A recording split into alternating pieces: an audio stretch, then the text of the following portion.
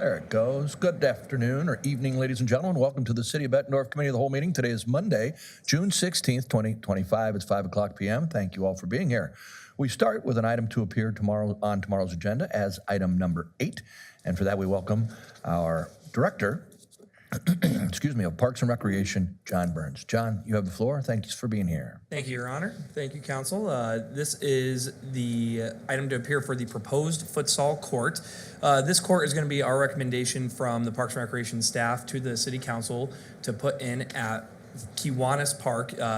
This image is what our rendering of what our court will look like here in the city of Bettendorf. We picked the color blue to go with our logo, and you can see our court includes soccer and basketball. So a little information on what this is and why I'm suggesting putting it here in our city. The city of Moline added actually 2 of these courts over at Stevens Park and saw an annual increase of nearly 4,000 unique park visitors and almost 10,000 additional park visits. That's quantitative data that people like this amenity and they come to the park. So we use Placer AI to get that information. Our court actually features both, like I said, both basketball and soccer, so it makes it very multifunctional, multi-purpose. Basically, anyone can use this regardless of age. It's fully ADA accessible and compliant. It has its own built-in modular system, including lights and seating. So it's basically an all-in-one feature. You come in, they install it in about a day or 2, and you walk away from it. It's good to go. It comes with a 16-year warranty. Ours will have sport court on as a surface if we move forward with this addition. The suggestion is to put this at Kiwanis Park. You can see in the image in the right is an overview of Kiwanis with the area near the bottom left-hand side highlighted.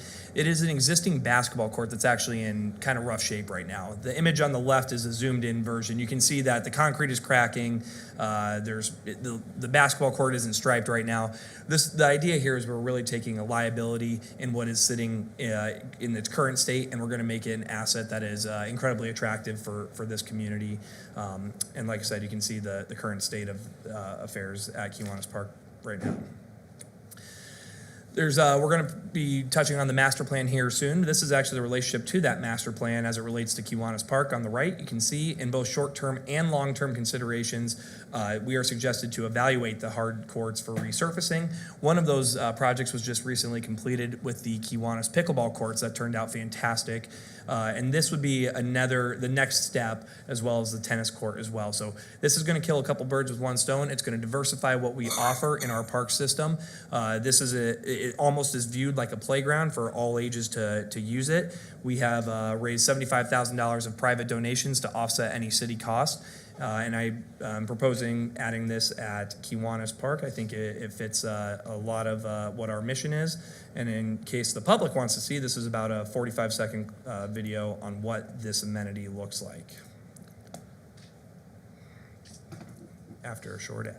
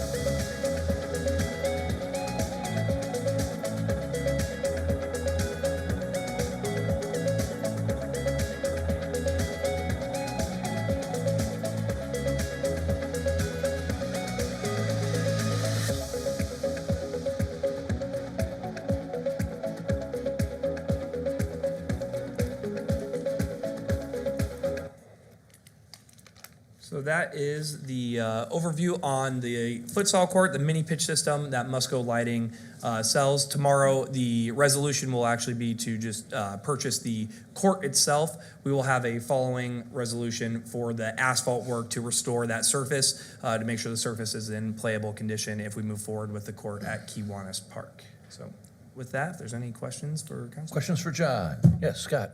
Thank you, Your Honor. How about the spectator component of this and having, it looks like there was one example, I think in the video that showed 3 sides being engaged. So it's a similar thing with the courts next to it. But is that something like with deck hockey as well? Like it becomes, hey, families and so want to congregate around it? Or how do you envision that growing once people find this? Yeah, I think that's a great question. The nice thing about these systems, they have built-in seating, so you can even see in this image with a smaller court that is pictured in the image that's on your guys' screen in front of you. There's built-in seating with benches. That's for players and spectators alike.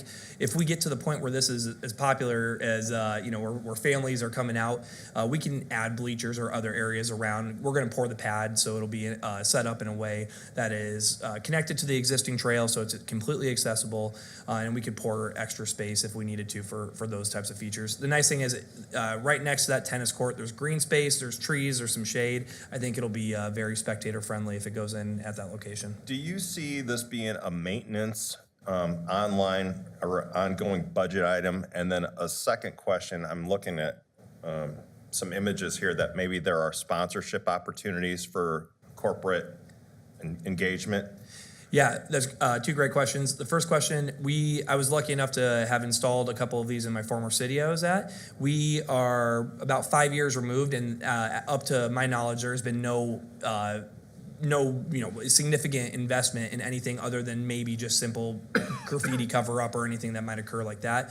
There was no damage to the system. These are built pretty durable. This is basically steel and chain netting, so it would be hard to destroy them. They're pretty durable and they're built to last in a park system, and they will get a lot of use. So that's the first part of your question. The second part, yes, there absolutely is opportunity here for sponsorship opportunities. We did some work with Placer AI and actually found that folks who came to the park to visit this McManus Park, for example, or Kiwanis Park, they would leave and 13% of them go right to a food establishment in the city of Bettendorf. So there might be opportunity there to steer people who are coming to our park system and put their name on there, so they're representing a great public investment. Great, thanks, John. Thanks, Your Honor. Jerry? Thank you, Your Honor. So Kiwanis Park, if I recall, it has parking, available parking, because I assume this will be used by Bettendorf residents throughout the city, not just the walking distance. Yeah, that is correct. Kiwanis Park does have parking set aside. It also shares parking there on both Greenbrier and the other crossroad that runs on the south side of Kiwanis Park as well. So there's plenty of on-street parking as well. The way this will get used almost entirely will be passive, right? Like a playground, there's not there's peak times, of course, but it's not necessarily like we're going to program this with tournaments with hundreds and thousands of people coming. This is going to be very passive, where folks will come in, play their games, and leave, almost like the pickleball courts are now. So of course there will be peak times where parking is going to be busier than others, but I do not anticipate it being something that is going to send the park into chaos from a rush of people every day. Thank you. Questions? Yes, Greg Adamson. Thank you, Your Honor. John, I hate to, I try not to be negative about things, but I really think, in my opinion, that at this point, we really don't need in Bettendorf to be adding new programs. We need to take care of the things that we already have, which we've been fighting that for way before you were here. I think with the money that you're asking for, and I think $15,000, that was from the park, Friends of the Parks. Is that right? Yeah, that's correct. Yeah. Yeah. So that obviously could be used for other things, but isn't it $50,000 that you're asking for? Plus the 70 for the asphalt and then fencing?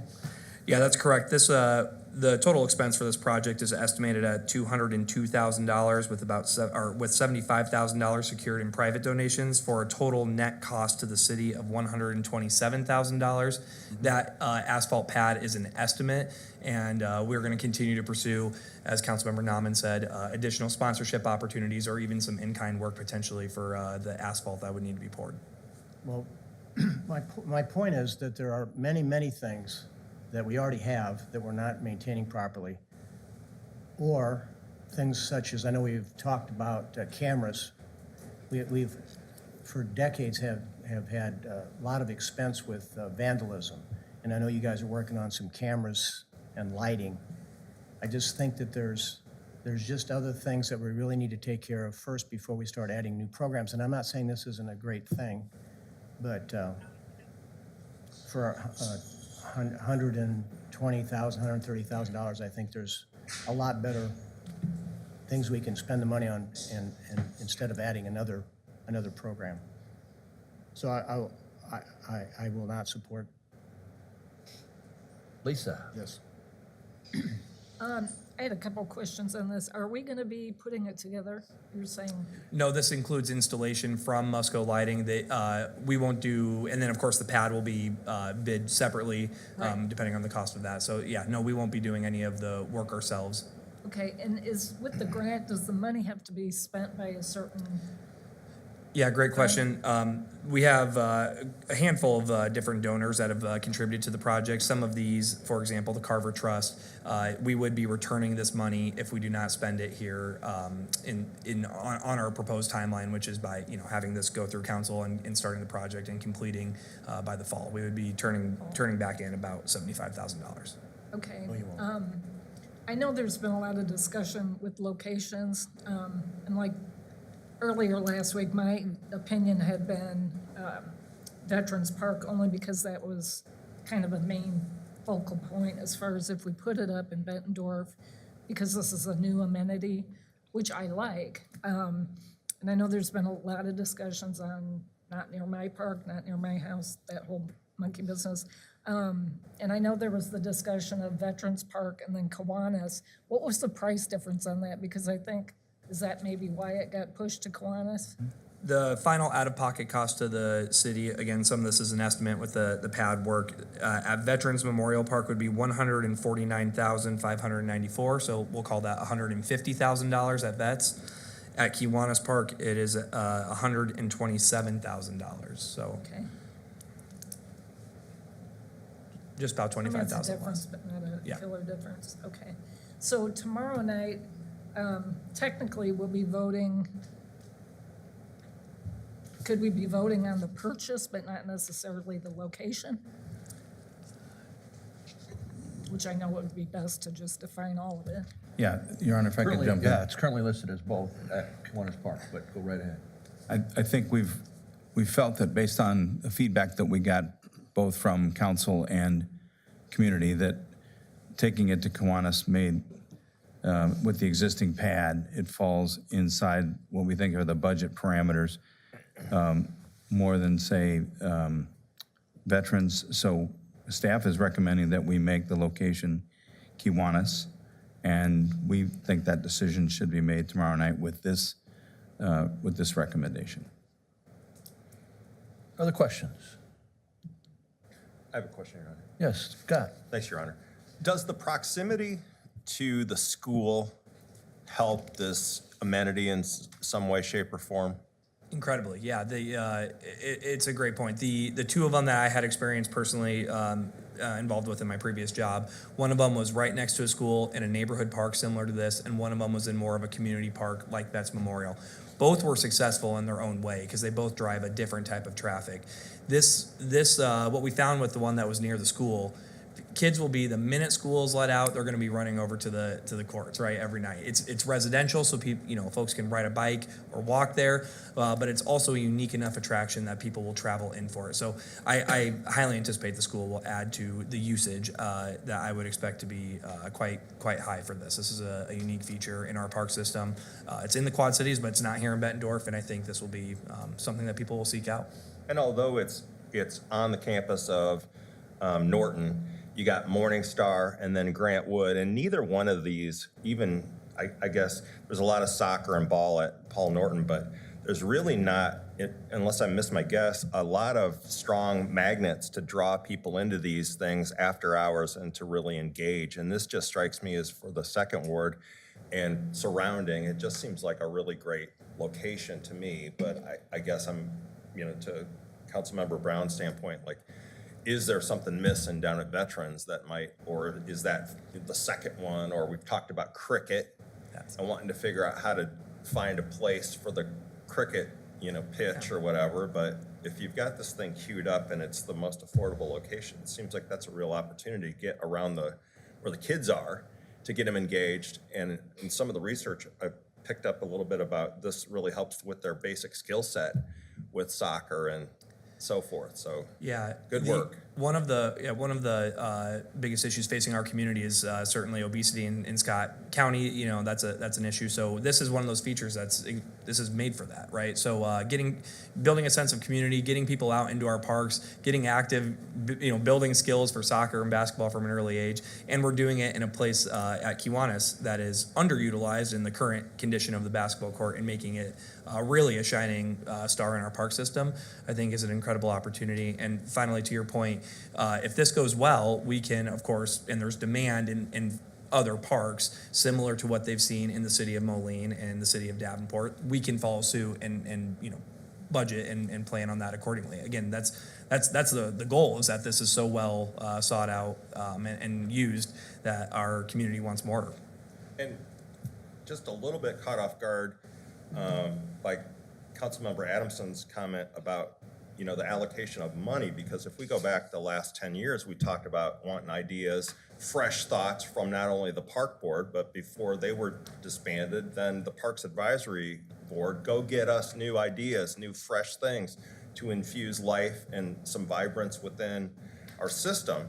And that always, I thought, was going to come with a price tag, and this doesn't seem to be excessive, but does seem to be exceedingly fresh, and it's based on your experience of other markets, and kind of it seems like a good bet to hedge. And I guess the question that we all have to face going into goal setting and budgeting is, how much more can we afford for parks maintenance, and how do we have our cake and eat it too in terms of staying fresh and vibrant and on the leading edge, while not letting infrastructure age and become unsafe, or you just don't want closed for maintenance signs on stuff when the season hits. Yeah. And undoubtedly, I think this will hold up better, more likely, than playgrounds, a traditional playground would, right? I mean, we see frequently those can be heavily utilized, and with that comes sometimes, destructive behavior. And I think that this will hold up just as well as anything we could put into a park system. Right.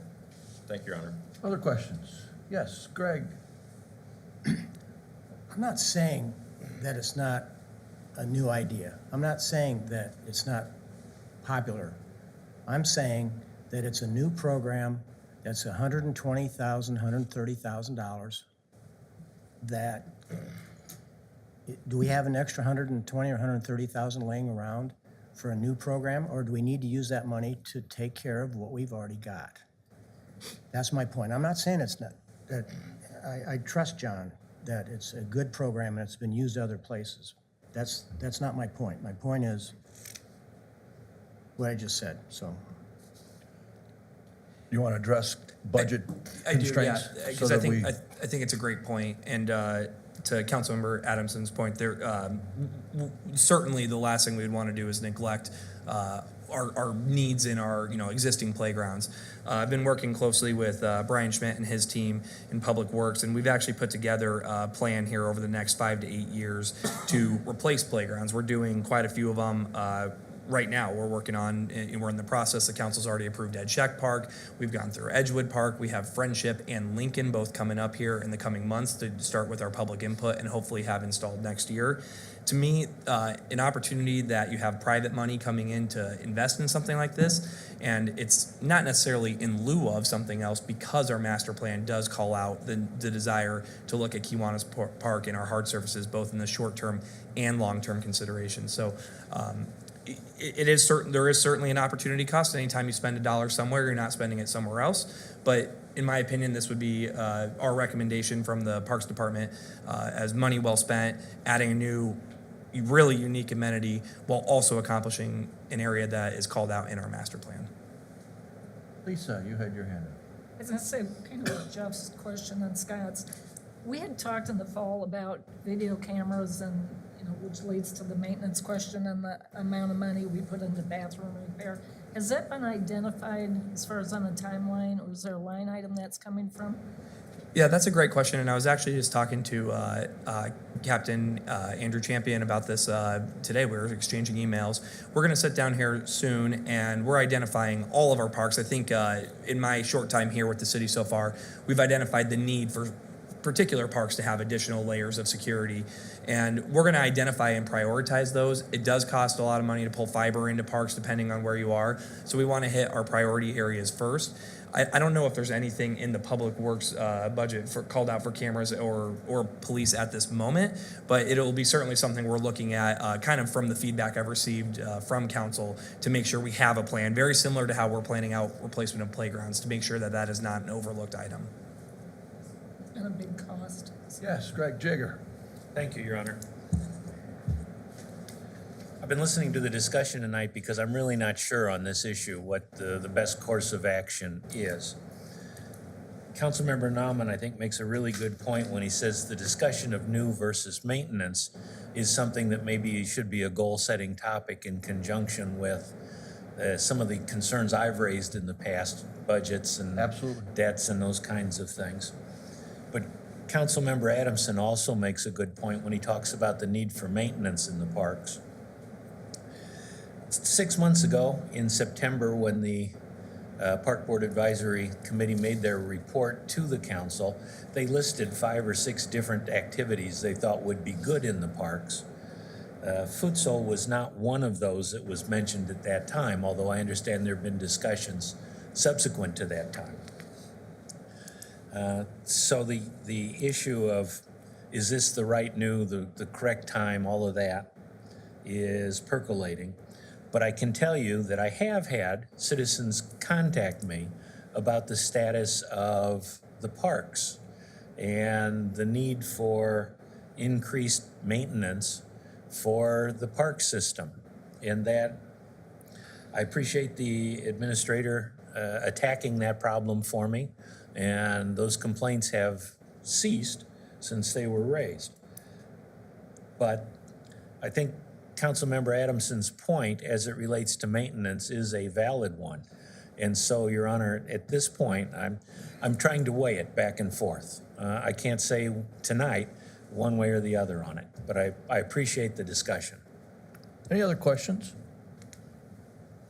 All right, thank you very much. This will remain. I haven't seen Nick take his microphone off, but if Nick's got something.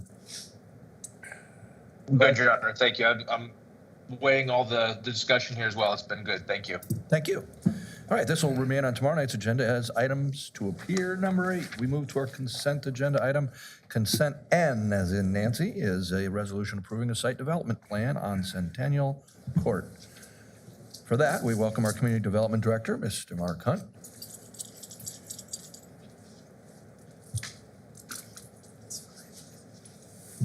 Good evening, Mayor, Council. Let me just pull up some slides here real quick, and I'll be right with you. Thank you, sir.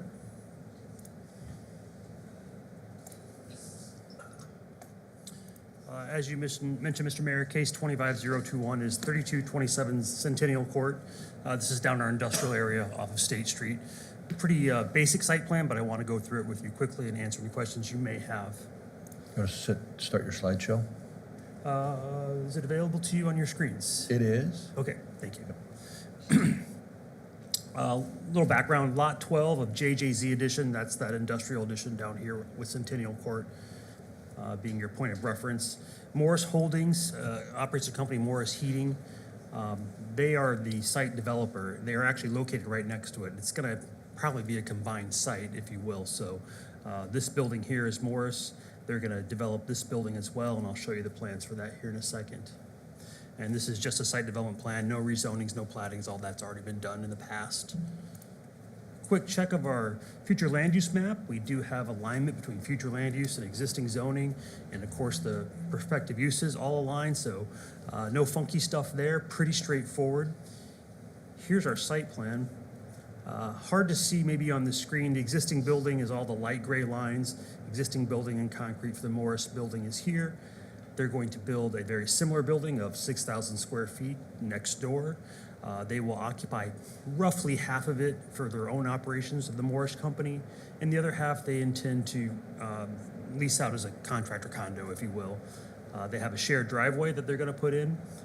They meet their parking on their own, but what I think the Morris Company is excited about is being able to use some of that interior space. They have some equipment and work vehicles that they'll be able to kind of shuffle around and keep all those things on private property, which we're happy to see.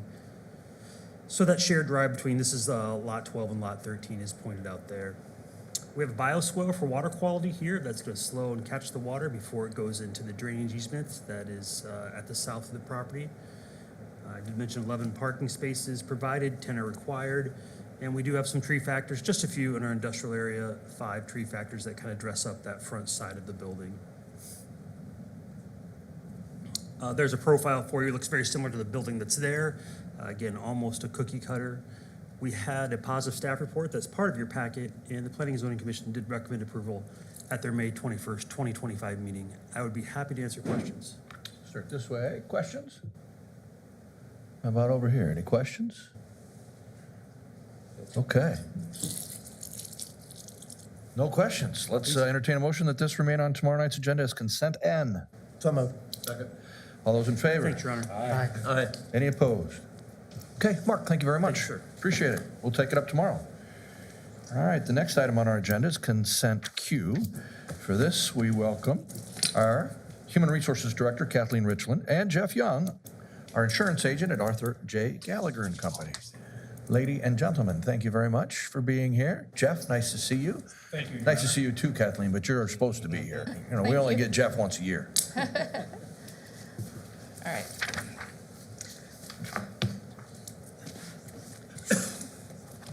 Sorry. Okay. Thank you very much, Mayor and council members. Just as the mayor had stated, I have Jeff Young with us with Arthur J. Gallagher that is here to also present the 25-26 liability numbers for the city of Bettendorf. In front of you should be the premium comparison for property casualty and workers' compensation, and I'll address a couple of these areas on the worksheet.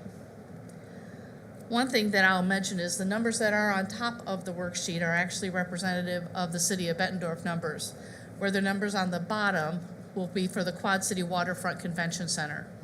Those numbers are paid for by the Waterfront Convention Center, and the total amount to be billed to the aisle for property general liability and excess is $103,479.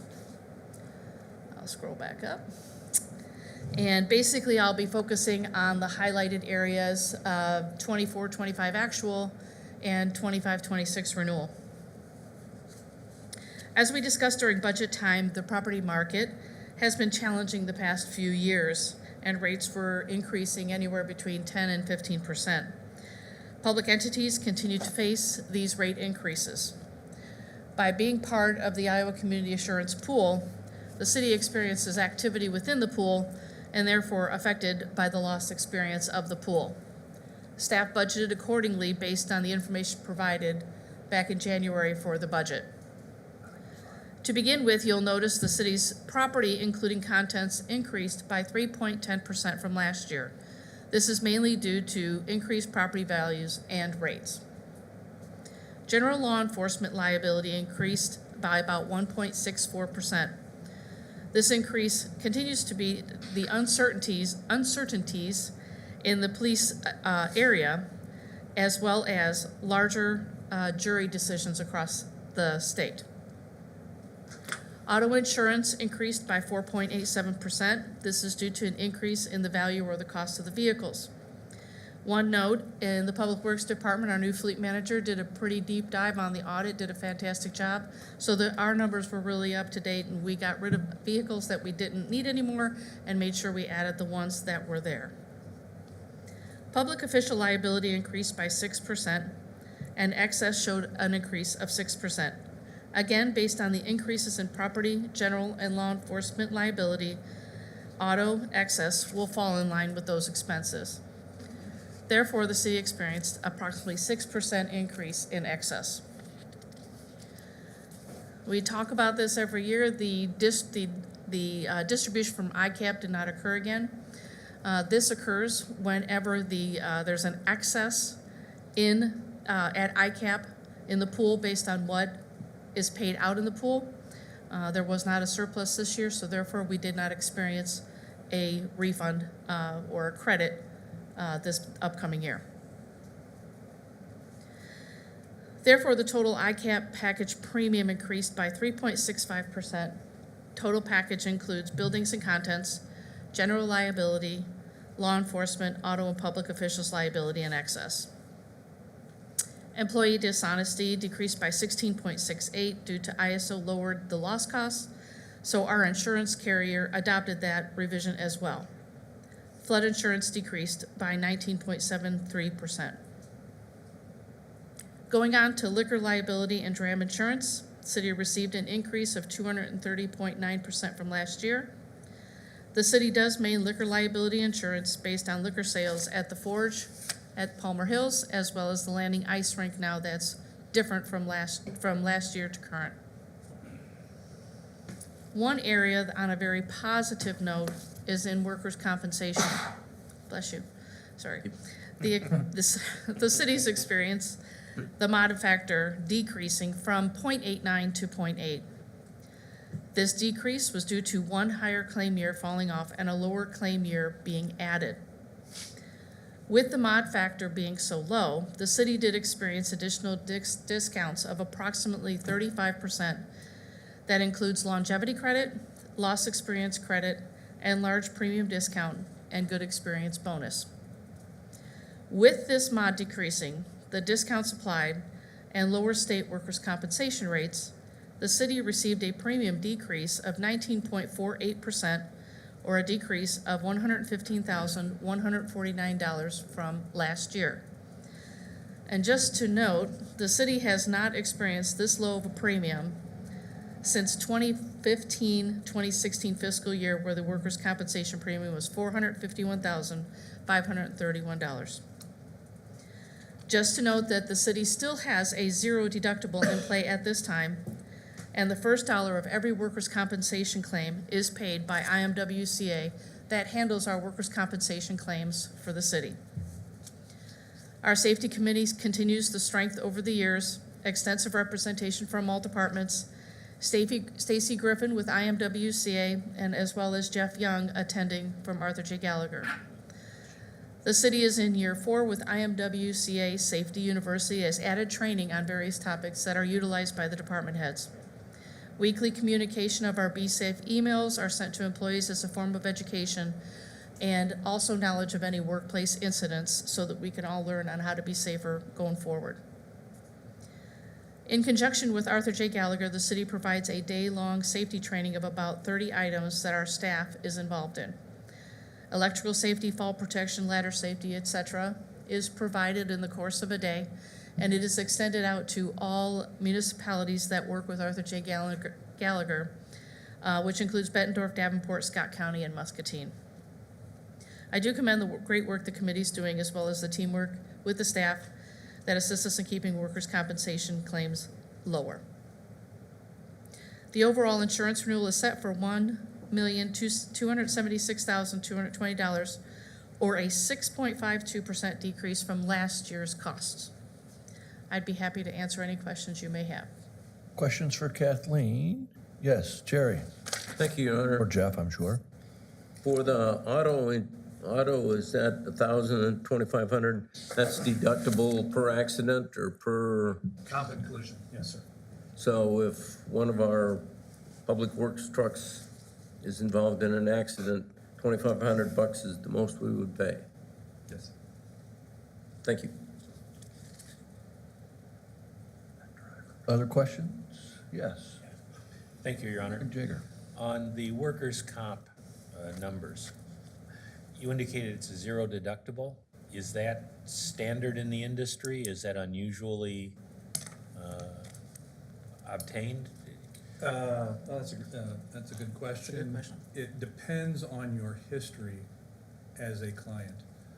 I insure a lot of the public entities in town, and they all have considerably higher deductibles throughout the area than you guys do. We used to have a deductible on our work comp.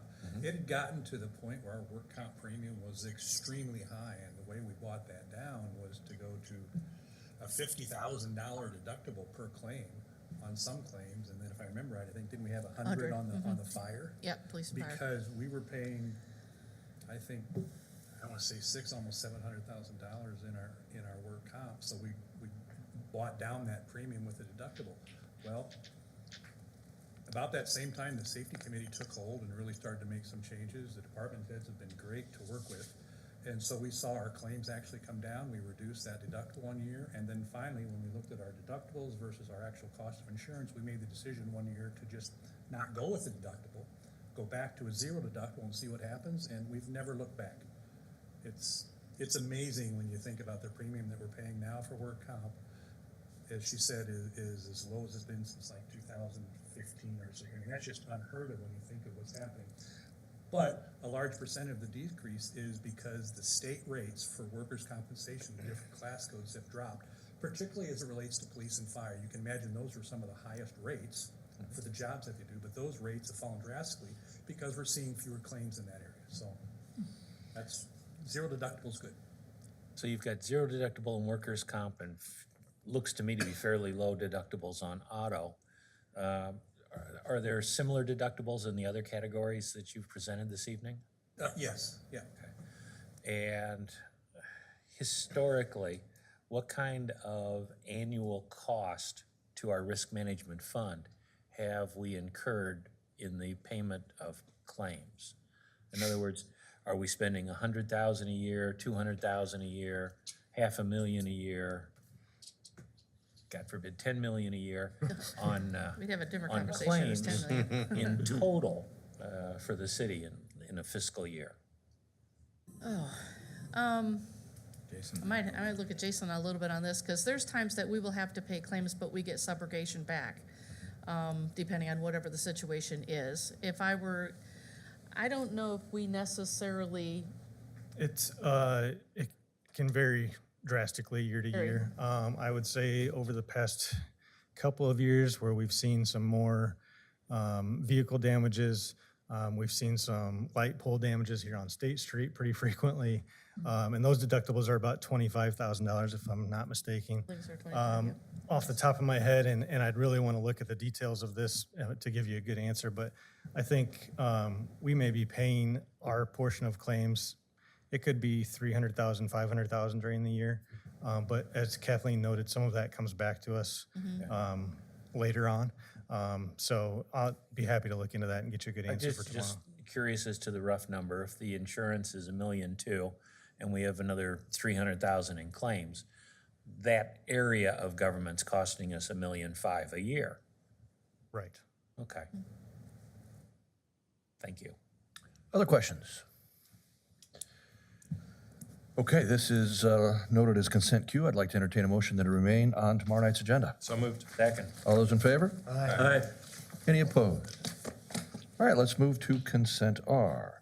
This is the reception and filing of the Parks Master Plan. Parks and Rec Director John Burns is back. Talk parks all day. Love it.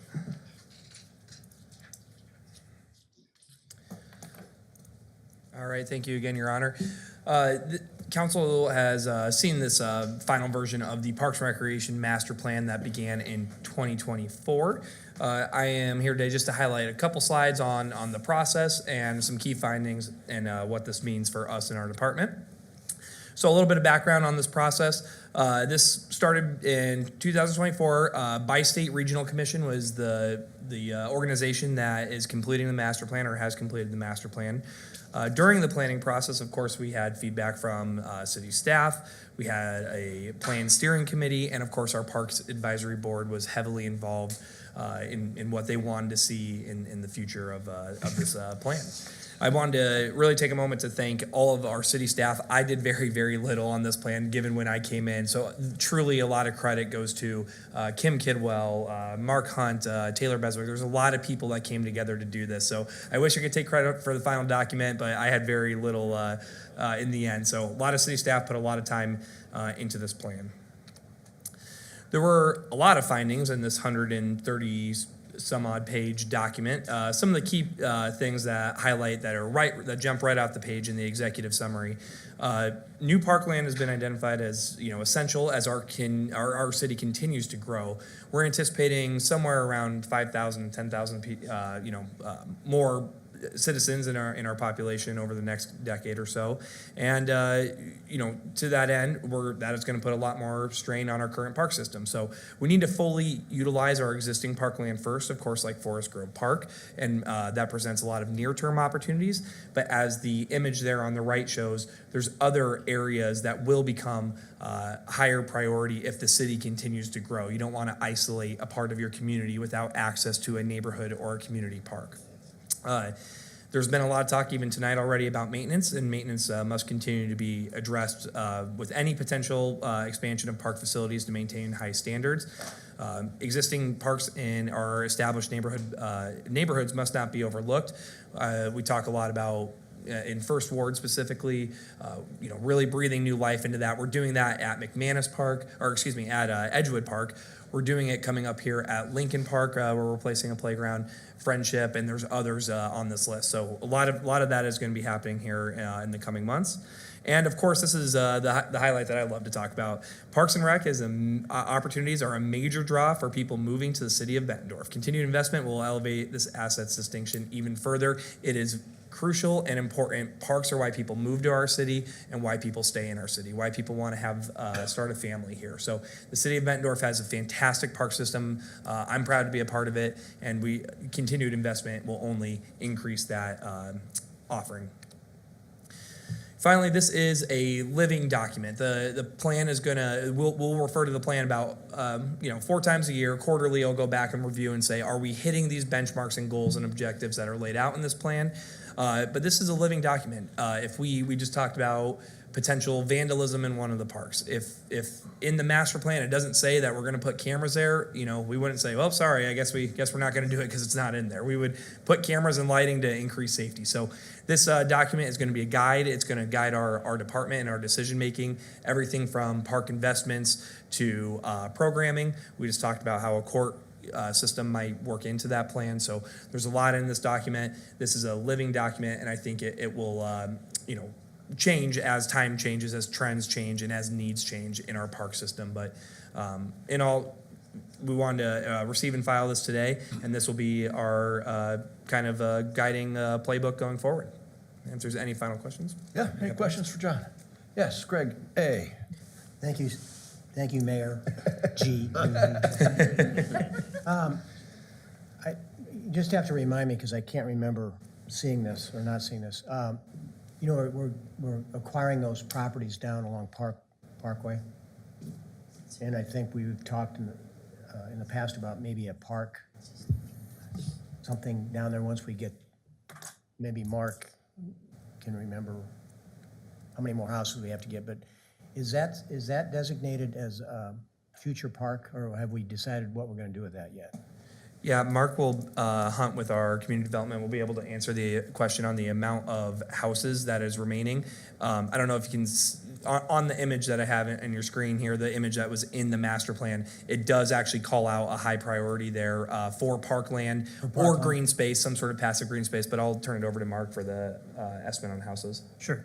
Thanks, Mayor. 36, give me one or two. 36 homes is what I believe we have purchased through the grant program, and one of those may have been purchased outside the grant program. So we have title to roughly 36 residential properties between Parkway and what's the street? One street north, Crestview, I believe. Crestview. Yep. So roughly in that area, if you put that all together, it's about 5 acres. We still have a few houses that would be nice to get. I have 2 that we have willing owners right now that would help square that area off and create that more cohesive park-like feel.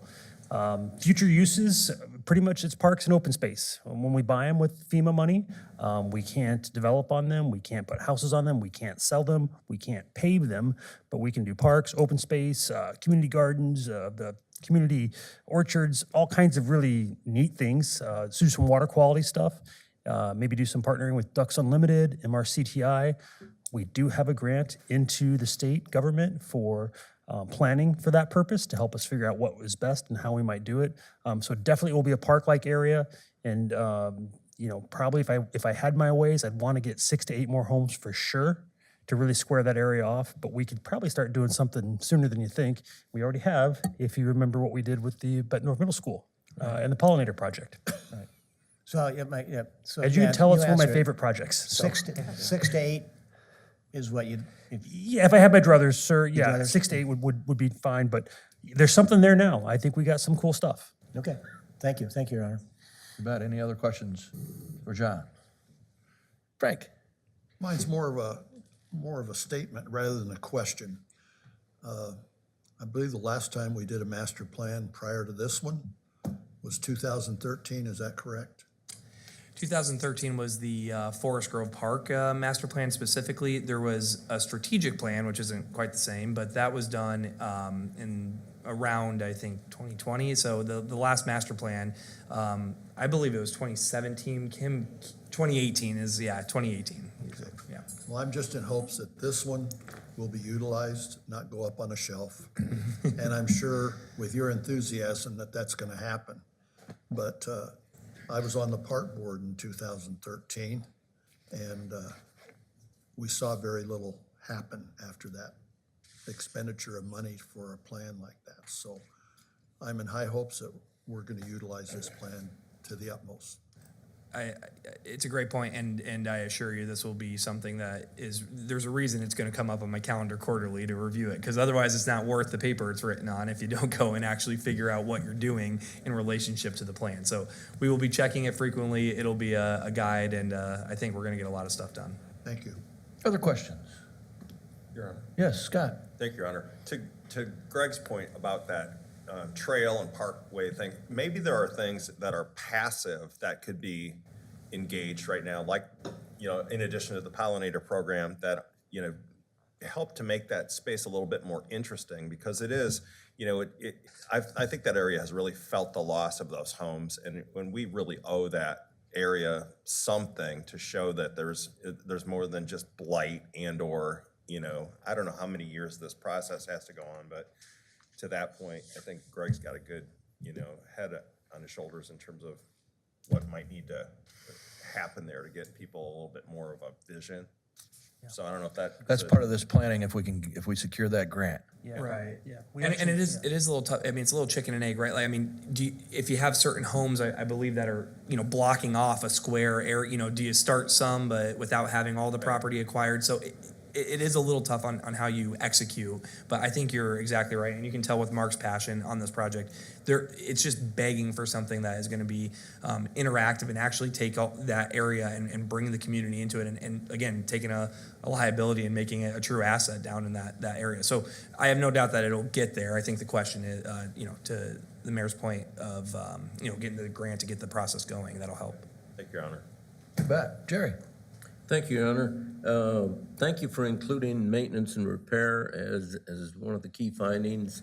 I think that's important. We're a premier city. Our parks need to reflect that. And at the same time, our parks need to have facilities that are up par to support our recreation programs, and we talked the other day about identifying new programs such as girls softball, or softball in general, not just girls. I think you even have a waiting list for softball, don't you? Oh yeah. That's a huge sport. Yeah. No, So absolutely. we need facilities to support that. Thank you. Thank you. Any other questions? All right, tomorrow night we'll receive this as consent. Your Honor. Yes, please, go ahead, Nick. I apologize. One quick thing. I just wanted to, John, I appreciate the work on this and the team's work on this. I love the fact that you're going to have a quarterly review on this. Just out of curiosity, from a council perspective, what can we expect? So this is a document that's living, breathing, that you're using all the time to guide your decisions in your role. Have you given any thought to how we are going to bring this in front of the council on a quarterly basis? Anything around that for us? I think that's a fantastic question. I would be happy to write. Some of this, of course, will come up with goal setting, right? I mean, that's the ultimate. Hey, what do we want to do for? I mean, there's 130 pages of recommendations in there, and as much as I would like to do, if you guys fund it, I'll do all 130 pages in 1 year. But assuming we're going to have to prioritize, I think a lot of this discussion will start with goal setting. But I would be happy to report it back, whether it's biannual or quarterly, and give an update on the progress that we have made. Some of this is recurring stuff, as Councilmember Sexter said. Maintenance, can't overlook it, so we're going to continue doing that. But I think crucially so, we want to celebrate the wins in our department, right? We want to celebrate people coming out to the parks. I think we're going to do that soon with Ed Scheck Park, and hopefully we have a whole lot more of these coming. So I would be happy to report back to council on a recurring basis with what we are doing year to year. Perfect. Thank you. You betcha. Anything else on this item? No, sir. All right, then I'd like to entertain a motion that we receive this plan as consent item tomorrow night. So moved. Second? All those in favor? Aye. Aye. Any opposed? We'll take it up again tomorrow night and receive and file the plan. Let's look at the remaining consent agenda items. Is there any item anybody on council would like to discuss at this time? Any questions? Yes. Greg J. Thank you, Your Honor. Jason, on consent B, the financial summary report. It's as of March 31st. Since we've already done the final budget amendments for the year, getting this information from March is probably a little less helpful than what we'd like. Should we expect that we're going to see these reports 3 months behind, or is this just something that's a glitch?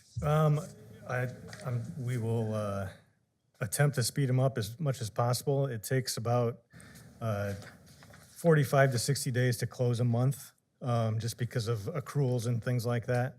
We're getting a little bit faster in the new system at that. So I'd love to get these to you, get these in your hands a little bit quicker. And I would just add the caveat that at this point, these reports are always unaudited and preliminary results, so that things may change.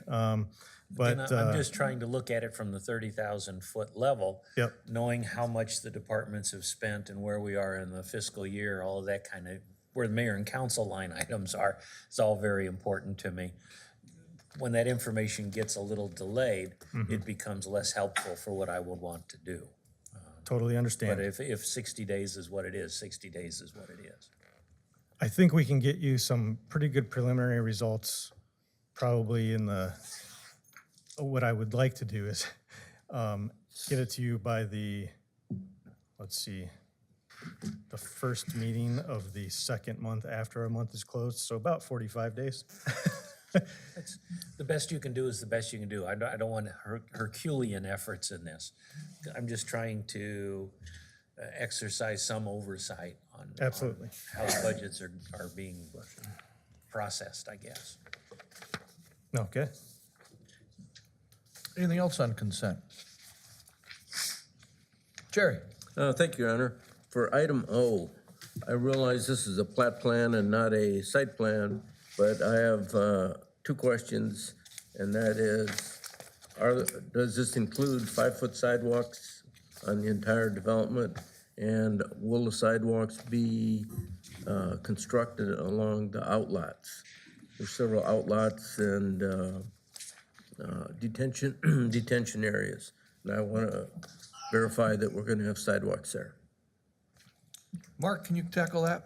Yeah, I'd be happy to. So 5-foot sidewalks is the standard, and that would be required there. The only place we're not doing 5-foot sidewalks now is where the subdivision was pretty much already in and already done, and then the matchup wouldn't work. So this would be 5-foot sidewalks. The sidewalk gap question is kind of an ongoing issue.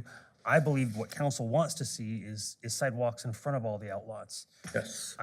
And I think that's what we're requiring, except historically, we haven't always done that in the past. So I have some out there that aren't that way. But my intention is that there would be sidewalks in front of the outlots in this situation. Now, that may take time to develop. They won't, unless there's, a house down on both sides, you may not get that sidewalk put in right away. So there may be a time element to that. Just on that subject as well, we're using some of our interns' expertise this summer to do a sidewalk gap analysis and just give us a map of where all these gaps are and report back to you on that. Thank you. Anything else on consent? All right, let's entertain a motion to approve all remaining consent agenda items. So moved. All those in favor? Aye. Any opposed? I don't have anything to add to tomorrow night's agenda. Anything from council? Yes. Greg, Jay. Thank you, Your Honor. When I was staff, it always made me nervous when the council delayed the evaluation of the city attorney into July, August, September. I note that we're coming up on the new fiscal year. I think the council discussed last time trying to get the evaluations in a timely manner, and there was some discussion about changing the process, perhaps. I just don't want this to fall through the cracks. I think we've got good staff, and I don't want them to feel like any delay in getting them their appropriate adjustments to compensation is due to our lack of diligence.